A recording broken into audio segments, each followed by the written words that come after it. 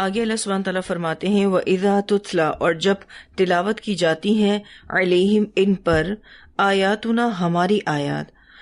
علیہم ہم سے مراد اہل مکہ ہیں، اور اہل مکہ کے بعد ہم سب بھی ان میں آتے ہیں. اللہ سبحانہ تعالیٰ فرماتے ہیں وَإِذَا تُتْلَى عَلَيْهِمْ آیاتنا، اور جب تلاوت کی جاتی ہے ان پر ہماری آیات بینات روشن. آیاتنا بینات سے مراد قرآن ہے، اور یہ قرآن اللہ کی توحید پر دلالت کرتا ہے. قال کہتے ہیں الذین وہ لوگ جو لا یرجون لقاءنا نہیں امید رکھتے ہماری ملاقات کی، یعنی آخرت کو جزا سزا کا دن نہیں مانتے. ایت بقرآن لے آؤ کوئی اور قرآن غیر ھذا اس کے علاوہ، او بدلہ یا بدل دو اس کو. وہ کہتے ہیں کہ اس قرآن کے علاوہ کوئی اور قرآن لے آؤ یا پھر اس میں چینجز کر دو، یعنی اس کو ہماری مرضی کے حساب سے بدل دیا جائے. قل کہہ دیجئے، اب نبی اکرم صلی اللہ علیہ وسلم کو جواب سکھایا جا رہا ہے کہ آپ ان سے کہہ دیجئے ما یکون لی، نہیں ہے لائق میرے لیے، ان یہ کہ ابدلہ میں بدل دوں اس کو، من تلقاء نفسی اپنے نفس کی طرف سے. تلقائی کا جو لفظ ہے اس کا روٹ ورڈ ہے لام قوف چھوٹی یا، کسی چیز کے سامنے آنا اور اسے پا لینا. تلقائی لقاء کا اسم ظرف ہے، یعنی ملاقات کی جگہ. اسی لیے یہاں پر آپ دیکھیے کہ ترجمے میں اپنی طرف سے یا اپنی مرضی سے لکھا گیا ہے. من تلقاء نفسی کیا ترجمہ بنے گا؟ اپنے نفس کی طرف سے. ان اتبع نہیں میں پیروی کرتا، الا مگر ما اس کی جو یوحا وحی کیا جاتا ہے، الیہ میری طرف. میں تو اس کو بالکل بھی چینج نہیں کر سکتا، اس کا ایک حرف بھی میں بدل نہیں سکتا. میں تو وحی کی پیروی کرتا ہوں، یعنی جو اللہ کی طرف سے میرے پاس وحی آتی ہے میں جسٹ اسی کو ہی فالو کرتا ہوں.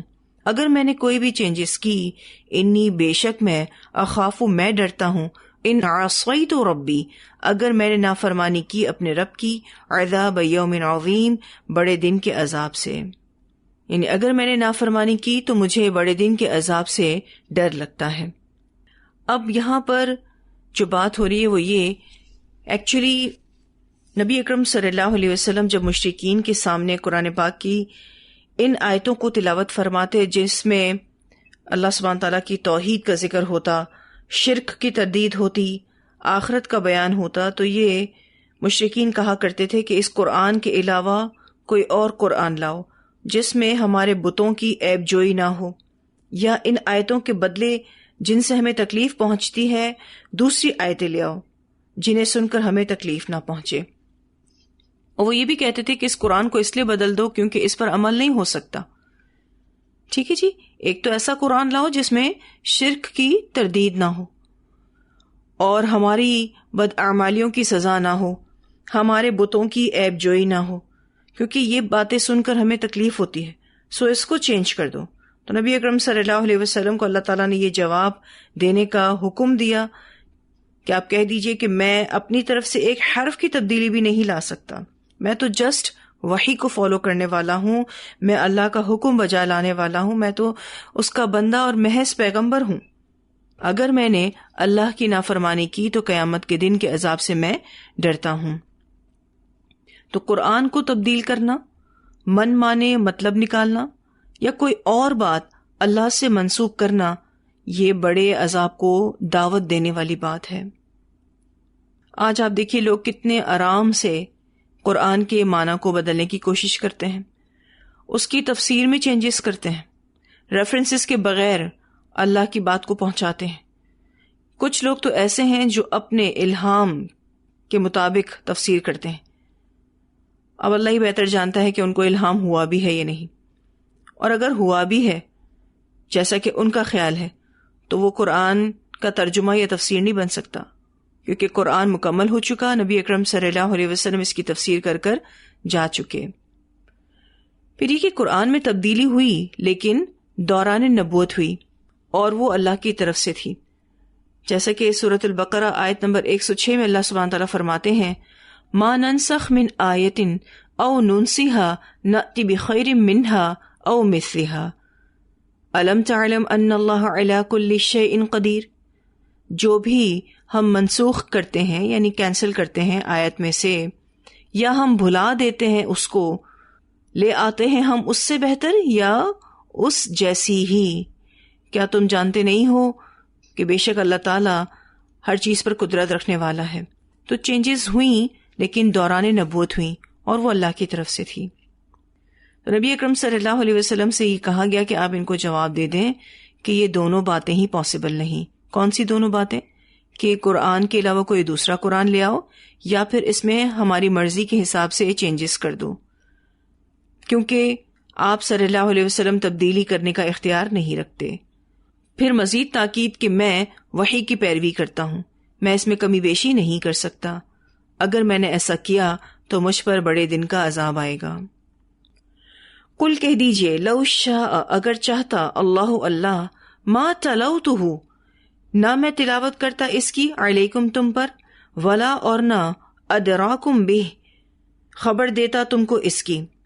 ساری مرضی اللہ کی ہے، اگر وہ چاہتا تو میں تمہیں پڑھ کر نہ سناتا اور نہ وہ تمہیں اس کی خبر دیتا. یعنی قرآن کریم کی تلاوت اللہ کے ارادے اور اس کی مشیت کے مطابق نبی اکرم صلی اللہ علیہ وسلم کر رہے تھے، اور آپ صلی اللہ علیہ وسلم کو اس بات کا اظہار کرنے کا بھی کہا گیا کہ آپ ان سے کہہ دیجئے کہ اگر اللہ نہ چاہتا تو میں یہ نہیں کر سکتا تھا. یہ قرآن میری طرف سے نہیں، یہ تو اللہ کی طرف سے ہے. فقط تو تحقیق لبثت تو ٹھہرا رہا میں فیکم تم میں عمراً ایک عمر تک، من قبل ہی اس سے پہلے یعنی نبوت سے پہلے، اور یہ تقریباً 40 سال کا عرصہ تھا. تو نبی اکرم صلی اللہ علیہ وسلم نے یہ کہا کہ میں تمہارے درمیان 40 سال رہا ہوں، میں نے کبھی کوئی ایسا کلام نہیں پڑھا، اور تم ہی نے مجھے صادق اور امین کے لقب دیے، یعنی میری صداقت اور امانت کو تم بہت اچھے سے جانتے ہو. اور نبی اکرم صلی اللہ علیہ وسلم کو تو پڑھنا لکھنا بھی نہیں آتا تھا. آپ صلی اللہ علیہ وسلم تو امی تھے. جب اللہ نے نبی اکرم صلی اللہ علیہ وسلم کو رسول بنا کر بھیجا تو آپ صلی اللہ علیہ وسلم نے قرآن پڑھ کر سنایا. تو کیا یہ تمام دلائل اس بات کو واضح نہیں کرتے کہ یہ قرآن اللہ کا کلام ہے؟ نبی اکرم صلی اللہ علیہ وسلم نے اس کو نہیں گھڑا. تو آپ صلی اللہ علیہ وسلم کی گزشتہ زندگی خود آپ کی نبوت پر گواہ ہے. تو یہاں یہی بات ہو رہی ہے کہ نبی اکرم صلی اللہ علیہ وسلم یہ کہیں فقد لبثت فیکم عمرا من قبلہ، تو تحقیق میں تمہارے درمیان ایک عمر تک اس نبوت سے پہلے رہا ہوں، میں نے پہلے کبھی ایسا کوئی کلام پیش نہیں کیا. افلا تعقلون، کیا بھلا نہیں تم عقل رکھتے؟ یعنی تمہیں سمجھ نہیں آتی یہ بات. ویسے بھی آپ دیکھیے ہم میں سے کتنے لوگ ہیں جو کسی بھی بات کی سچائی کو اپنی عقل اور دلائل کی بنیاد پر جانتے ہیں.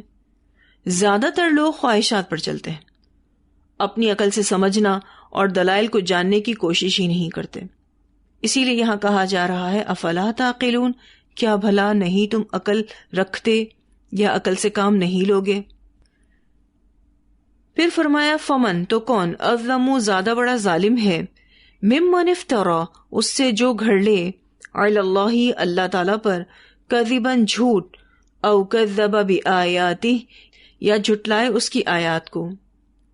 انہ، بے شک وہ، لا یفلح المجرمون، نہیں فلاح پاتے مجرم. اب یہاں پر سب سے بڑے ظالم کے حوالے سے بات ہو رہی کہ سب سے بڑا ظالم کون ہے؟ جو شرک کرے، جو قرآن کو نہ مانے، یا جو اللہ نے نہیں کہا اس کو اللہ سے منسوب کرے، اللہ کی آیتوں کو جھٹلائے. تو اللہ سبحانہ تعالیٰ فرماتے ہیں انہ لا یفلح المجرمون، بے شک ایسے لوگ کبھی بھی فلاح نہیں پا سکتے. پھر اللہ سبحانہ تعالیٰ فرماتے ہیں وَيَعْبُدُونَ، اور وہ عبادت کرتے ہیں، من دون اللہ، اللہ کے سوا، ما لا، اس کی جو نہیں، یضرہم، نقصان دیتا ان کو، ولا ینفعہم، اور نہ نفع دیتا ان کو. وَيَقُولُونَ، اور وہ کہتے ہیں ہاؤلائی یہ لوگ یا یہ ہستیاں شفعاؤنا ہماری سفارشی ہیں عند اللہ اللہ کے ہاں یا اللہ کے پاس. اب مشرکین مکہ جو مختلف قسم کے عقائد رکھتے تھے، ان میں سے کوئی کہتا کہ قیامت نہیں آئے گی، اور کوئی کہتا کہ اگر آئی تو یہ سفارشی بچا لیں گے، اور کوئی یہ کہتا کہ آخرت میں بھی ہمارے ساتھ اچھا ہی ہوگا جیسا کہ دنیا میں ہمارے ساتھ اچھا ہوا ہے، یعنی ہمیں سب کچھ تو ملا ہوا ہے دنیا میں، تو آخرت بھی ہماری اچھی ہوگی. ایکچولی مشرکین کا یہ عقیدہ تھا کہ نفع و نقصان کا مالک تو اللہ ہی ہے، لیکن یہ کہ ان شرکاء کو یہ صرف اور صرف سفارشی سمجھتے تھے اور ان کے ذریعے اللہ کا قرب حاصل کرنا چاہتے تھے. وہ کہتے تھے کہ ہم براہ راست اللہ تعالیٰ تک نہیں پہنچ سکتے، اس لیے ان شرکاء کو وسیلہ بناتے ہیں اور اسی لیے ہم ان کی عبادت کرتے ہیں. وہ کہتے تھے کہ ہم صرف اور صرف اللہ کو راضی کرنے کے لیے ان شریکوں کی عبادت کرتے ہیں. تو اللہ سبحانہ تعالیٰ فرماتے ہیں اور وہ اللہ کے سوا ان چیزوں کی عبادت کرتے ہیں جو انہیں نہ نقصان پہنچاتی ہیں اور نہ نفع دیتی ہیں، یعنی نفع اور نقصان کی کچھ بھی مالک نہیں ہے. وہ لوگ کہتے ہیں کہ یہ اللہ کے ہاں ہمارے سفارشی ہیں.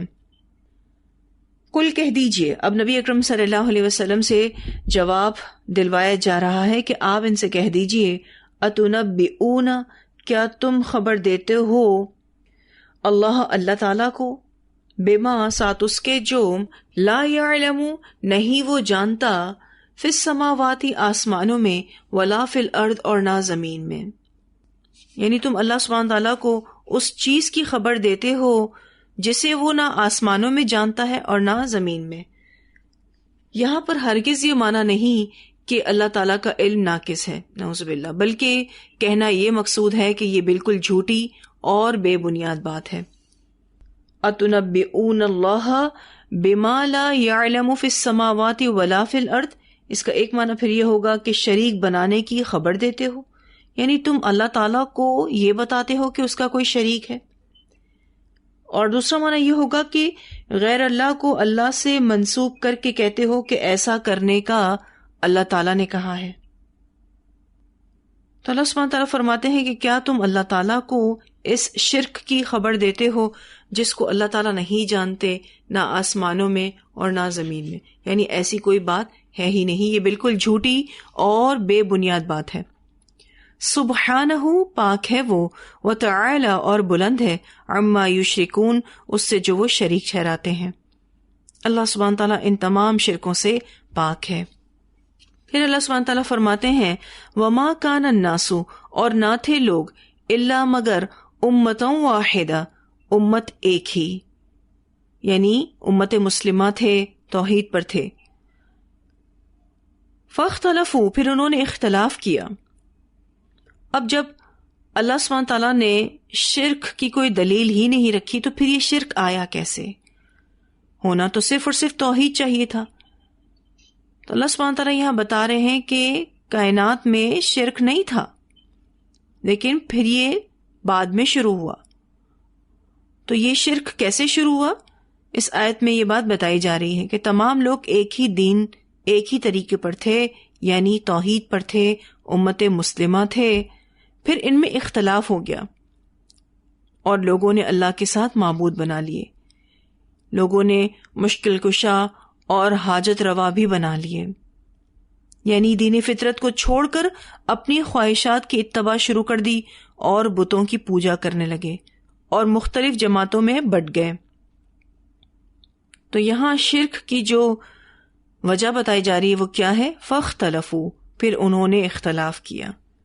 فلولا اور اگر نہ کلمتن ایک بات ہوتی سبقت جو پہلے طے ہو چکی میں ربک آپ کے رب کی طرف سے، لقضی البتہ فیصلہ کر دیا جاتا بینہم ان کے درمیان، فیما اس معاملے میں، فیہی جس میں یختلفون وہ اختلاف کر رہے تھے. یعنی اگر اللہ کا یہ فیصلہ نہ ہوتا کہ اتمام حجت سے پہلے کسی کو عذاب نہیں دینا ہے، اسی طرح اس نے مخلوق کے لیے ایک مدت طے نہ کی ہوتی تو فیصلہ کر دیا جاتا. کس چیز میں فیصلہ کر دیا جاتا؟ اس چیز میں جس میں وہ اختلاف کر رہے ہیں۔ تو شرک بعد میں آیا اور اللہ نے قیامت کو جزا دینے کے لیے طے کر لیا۔ اگر ایسا نہ ہوتا تو ایمان والے ہی بچتے، سارے کافر مار دیے جاتے۔ اور اللہ سبحانہ تعالیٰ نے یہ بات پہلے سے ہی طے کر لی ہے کہ وہ بغیر حجت تمام کیے عذاب نہیں دے گا، اور اللہ سبحانہ تعالیٰ نے اس جزا اور سزا کو قیامت کے دن تک مؤخر کر دیا ہے۔ دنیا میں بھی کافر ہلاک کیے جاتے ہیں، لیکن تب جب ان کی مہلت ختم ہو جاتی ہے، ان کی مدت ختم ہو جاتی ہے۔ وہ یقولون، اور وہ کہتے ہیں، کہنے والے اہل مکہ ہیں، لولا کیوں نہیں انزلہ اتاری گئی علیہ اس پر، علیہ سے مراد محمد صلی اللہ علیہ وسلم ہے، آیتن کوئی نشانی، آیتن سے مراد حسی معجزہ ہے، من ربہ اس کے رب کی طرف سے۔ یہ اہل مکہ کہا کرتے تھے کہ اس پر اس کے رب کی طرف سے کوئی نشانی کیوں نہیں اترتی۔ وہ چاہتے تھے کہ نبی اکرم صلی اللہ علیہ وسلم کوئی نہ کوئی معجزہ ان کو دکھائیں، مثال کے طور پر مردہ کو زندہ کریں، یا پھر پہاڑ کو سونے کا بنا دیں، یا پھر آسمان سے ان کے لیے کوئی خوبصورت گھر اتارا جائے جس سے نبی اکرم صلی اللہ علیہ وسلم کی نبوت کی تصدیق ہو سکے۔ تو یہ کہتے تھے کہ کیوں اس پر اس کے رب کی طرف سے کوئی نشانی نہیں اترتی۔ فقل، تو کہہ دیجئے، انما الغیب، بے شک غیب، للہ اللہ کے لیے ہے، فانتظروا پس انتظار کرو، انی معکم بے شک میں بھی تمہارے ساتھ، من المنتظرین انتظار کرنے والوں میں سے ہوں۔ اب ان کو یہ جواب دیا گیا کہ کسی نشانی کا نازل ہونا غیبی بات ہے جس کا علم صرف اور صرف اللہ کو ہے، نہ نبی اکرم صلی اللہ علیہ وسلم کو، نہ اہل مکہ کو، اور نہ کسی اور مخلوق کو اس کا علم ہے۔ تو پھر کیسے رسول اللہ صلی اللہ علیہ وسلم ان مشرکین مکہ کی مرضی کے مطابق کوئی معجزہ لا سکتے تھے؟ تو ان کو یہ جواب دیا گیا، انما الغیب للہ، غیب تو صرف اللہ کے پاس ہے، فانتظروا پس انتظار کرو، انتظار کرو، اور میں بھی انتظار کر رہا ہوں، انی معکم من المنتظرین، اللہ کس کے حق میں فیصلہ کرتا ہے۔ تم اپنی ضد اور ہٹ درمی کے بعد انتظار کرو، کیونکہ تم ماننے کو تیار نہیں ہو، تو پھر انتظار کرو، میں بھی تمہارے ساتھ انتظار کر رہا ہوں، دیکھو فیصلہ کس کے حق میں ہوتا ہے، کون صحیح ہے یہ جلد پتہ چل جائے گا۔ ویسے نبی اکرم صلی اللہ علیہ وسلم کو بہت سارے معجزات دیے گئے جس کی پوری ایک لسٹ ہے، لیکن جانے وہ کون سا معجزہ چاہتے تھے جس کو دیکھ کر وہ ایمان لاتے۔ اگر معجزات نہیں اتر رہے تھے تو معجزات نہ دینے کی کچھ وجوہات تھی۔ کس طرح کے معجزات؟ یعنی کوئی مستقل معجزہ نبی اکرم صلی اللہ علیہ وسلم کے ساتھ نہ تھا۔ آپ صلی اللہ علیہ وسلم کو ویسے بہت سارے معجزات عطا کیے گئے، جیسا کہ میں نے ذکر کیا کہ اس کی ایک لمبی فہرست ہے۔ جیسے ایک روایت میں آتا ہے، سیدنا عبداللہ بن مسعود رضی اللہ تعالیٰ عنہ بیان کرتے ہیں کہ نبی اکرم صلی اللہ علیہ وسلم کے دور میں چاند پھٹ کر 2 ٹکڑے ہو گیا، ایک ٹکڑا پہاڑ کے اوپر رہا اور دوسرا نیچے آ گیا۔ آپ نے ان لوگوں سے جو اس وقت موجود تھے فرمایا، دیکھو گواہ رہنا۔ ایسے بخاری نے روایت کیا ہے۔ ایک اور روایت میں آتا ہے، سیدنا انس رضی اللہ تعالیٰ عنہ بیان کرتے ہیں کہ مکہ کے کافروں نے آپ صلی اللہ علیہ وسلم سے کہا کہ کوئی نشانی دکھاؤ، تو آپ نے انہیں چاند کا پھٹنا دکھایا۔ اسے بخاری نے روایت کیا ہے۔ اس کے علاوہ بھی بہت سارے معجزات نبی اکرم صلی اللہ علیہ وسلم کو عطا کیے گئے، لیکن کوئی مستقل معجزہ نبی اکرم صلی اللہ علیہ وسلم کے ساتھ نہیں تھا۔ جیسے موسیٰ علیہ السلام کے ساتھ ہر وقت عصا اور ید بیضا جیسا معجزہ تھا، آپ صلی اللہ علیہ وسلم کے پاس ایسا کوئی معجزہ نہیں تھا۔ تو معجزہ نہ دینے کی کچھ وجوہات ہیں۔ پہلی وجہ، معجزہ نہ ماننے کی صورت میں عذاب حتمی ہوتا ہے، یعنی اگر معجزہ آ جائے اور قوم کے لوگ نہ مانے تو ڈیفینیٹلی عذاب آئے گا۔ دوسری وجہ، معجزات دکھانے کے لیے پیغمبر نہیں آئے، وہ دین کو مستحکم کرنے آئے ہیں۔ پیغمبر کوئی شو مین نہیں ہے کہ وہ آئے اور لوگوں کو معجزات دکھائے اور لوگوں کو حیران کرے، نہیں، پیغمبر معجزات دکھانے کے لیے نہیں آئے ہیں، بلکہ وہ دین کو مستحکم کرنے کے لیے آئے ہیں، اس کو اسٹیبلش کرنے آئے ہیں۔ پھر تیسری وجہ یہ ہے کہ ایمان کے لیے معنوی آیات دی گئیں، کیونکہ معجزے کے ساتھ زبردستی والا ایمان ہوتا ہے. جیسے کہ قرآن دیا گیا اللہ کے رسول صلی اللہ علیہ وسلم کو تاکہ لوگ اس کو پڑھیں اور شعوری ایمان لائیں. معجزات کے ساتھ جب کوئی ایمان لاتا ہے تو وہ زبردستی والا ایمان ہوتا ہے، کیونکہ معجزے کے سامنے کوئی بھی ٹھہر تو نہیں سکتا.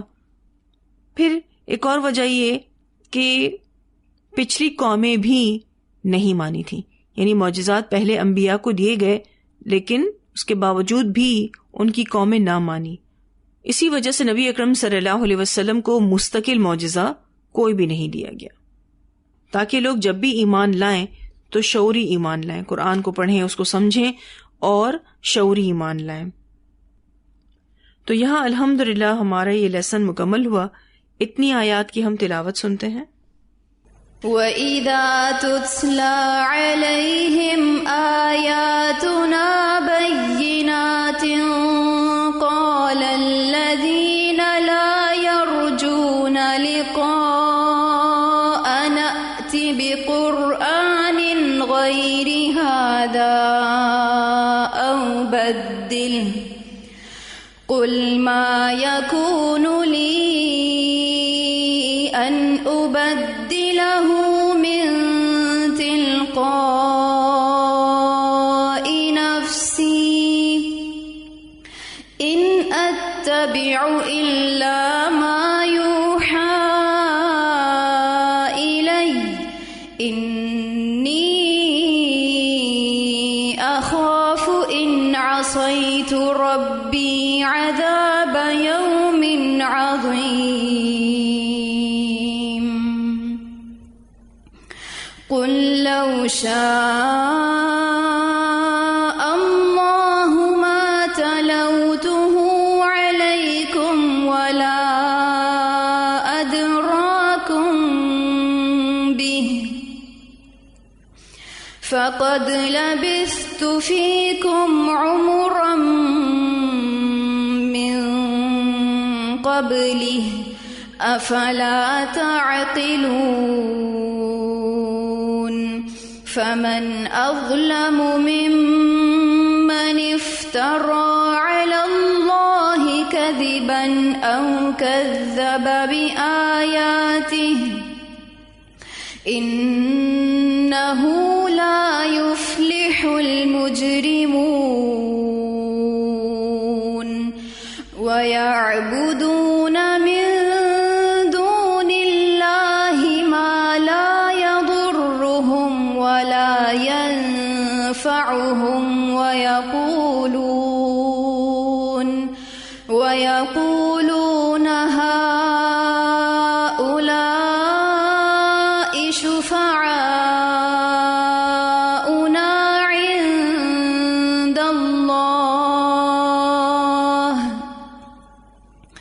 قُلْ أَتُنَبِّئُونَ اللَّهَ بِمَا لَا يَعْلَمُ فِي السَّمَاوَاتِ وَلَا فِي الْأَرْضِ سُبْحَانَهُ وَتَعَالَى عَمَّا يُشْرِكُونَ.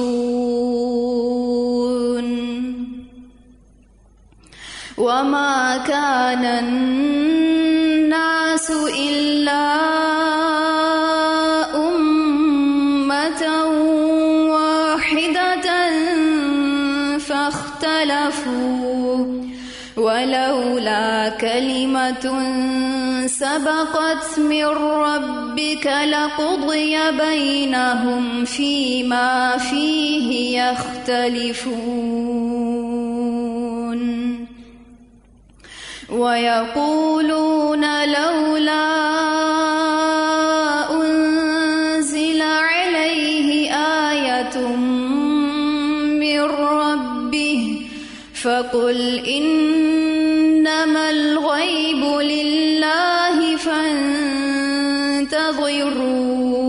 إِنِّي مَعَكُمْ مِنَ الْمُنتَظِرِينَ.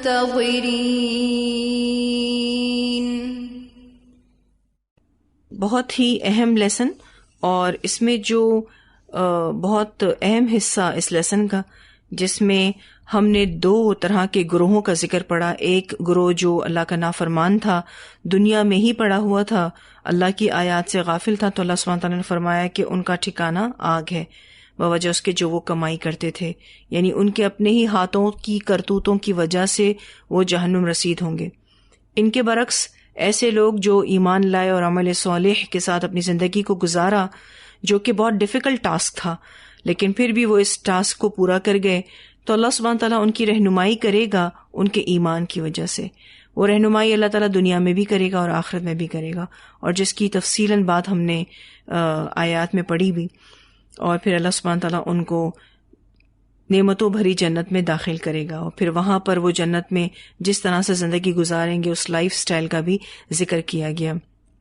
اب ہم سب نے اس معرفت والے ایمان کو پانے کی کوشش کرنی ہے، کیونکہ جب تک یہ شعوری ایمان نہیں ہوگا تب تک اللہ سبحانہ تعالیٰ کی رہنمائی ہمیں نصیب نہیں ہوگی.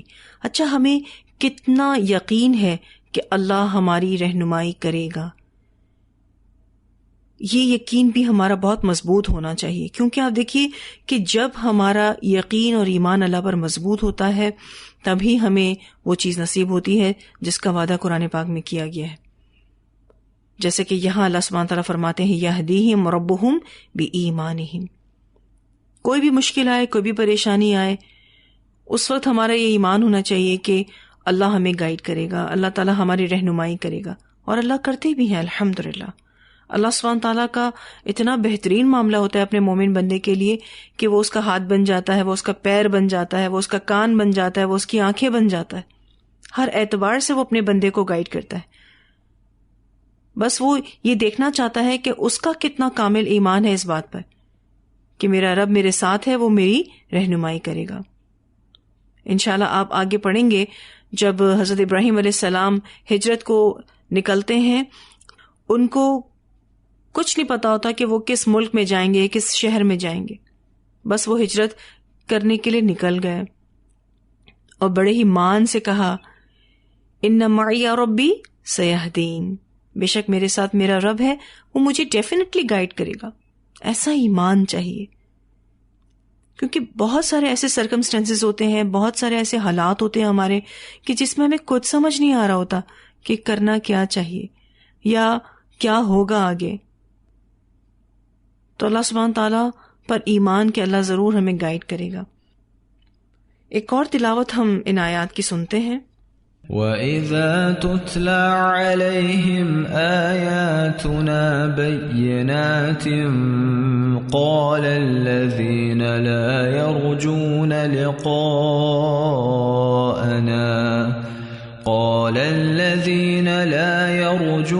لِقَاءَنَا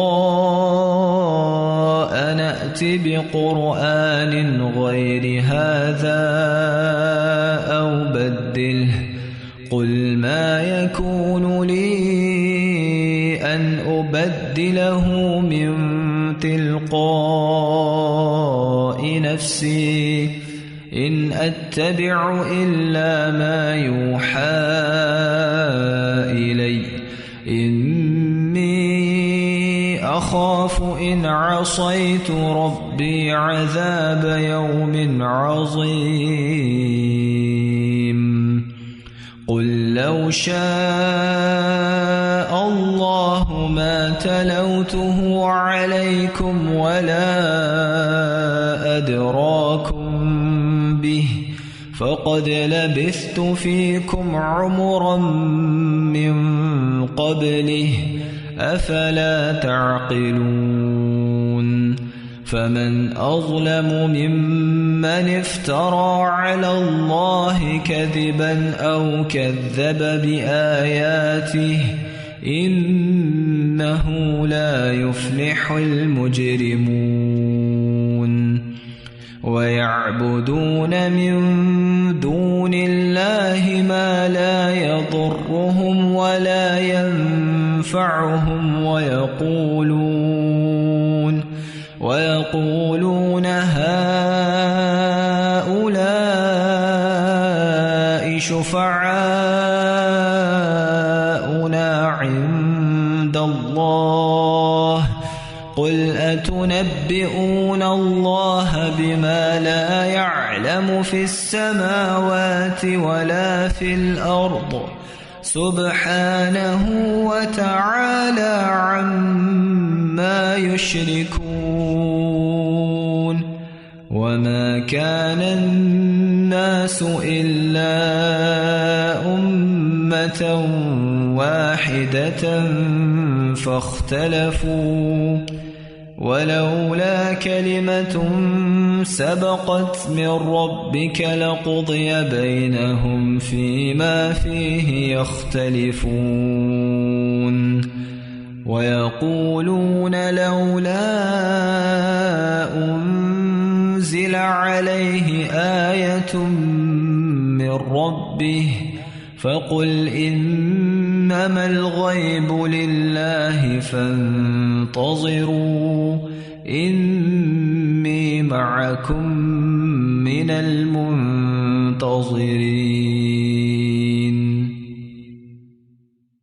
وآخر دعوانا الحمد لله رب العالمين. سبحانك اللهم وبحمدك نشهد أن لا إله إلا أنت نستغفرك ونتوب إليك.